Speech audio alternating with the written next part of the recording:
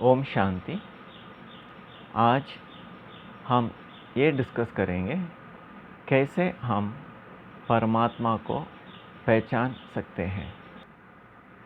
परमात्मा का ये गुण है और उसको इस गुणों से हम जानते हैं। वो सुख का सागर है, शांति का सागर है, सुख करता दुख हरता है और उनका एक बहुत अच्छे गुण है स्थिरता, और वो सर्वशक्तिवान है। तो जब कोई कहते हैं परमात्मा किसी तन से बात करते हैं या मिलते हैं, हमको ये सारे गुणों से हम पहचान सकते हैं वो आत्मा परमात्मा है या नहीं। परमात्मा दुख हरता सुख करता होने के कारण उनकी एक एक शब्दों में प्यार भरे रहते हैं। उस प्यार से हम समझ सकते हैं वो परमात्मा है या और कोई। परमात्मा का एक एक शब्द दूसरों की तरफ प्यार ही अनुभव करा सकते हैं। किसी को नफ़रत घृणा ये गुणों का अनुभव नहीं हो सकते हैं और वो नहीं दिलाते हैं। और जब परमात्मा बातें करेंगे या मिलते हैं, वहाँ शांति का अनुभव होंगे। वो शांति का सागर होने के कारण वो वातावरण पूरा शांति का महसूस होगा और हर एक का मन भी शांत रहेंगे। और जब परमात्मा किसी तन में आते हैं, उस तन भी स्थिर रहेंगे, वो हिलेंगे नहीं। उसकी हाथ, उसके सिर, उसके मुंह हिलते नहीं रहेगा, क्योंकि परमात्मा हमेशा स्थिर रहते हैं। और ये क्यों हिलते हैं?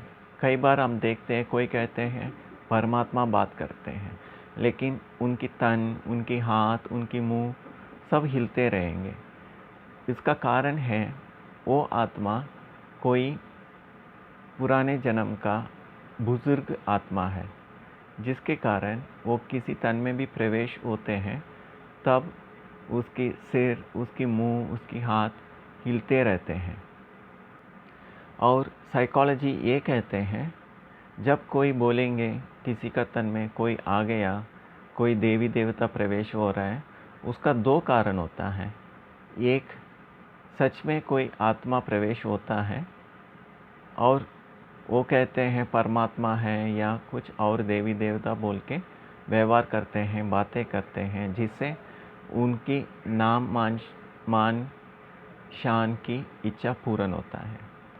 दूसरा ये कहते हैं जब उसको हम कहते हैं मल्टीपल पर्सनालिटी डिसऑर्डर या डिसोसिएटिव आइडेंटिटी डिसऑर्डर, जिसमें पुराने कोई इच्छा है मन के अंदर, सबकॉन्शियस पे, अनकॉन्शियस पे, वो इच्छा ऐसे बोलने से या ऐसा करने से, ऐसा व्यवहार करने से अपने वो जो सबकॉन्शियस में इच्छा रहते हैं वो पूरा हो जाता है। कई बार ये खुद को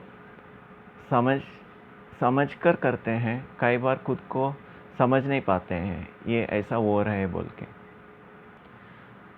तो कैसे हम परमात्मा को पहचान सकते हैं?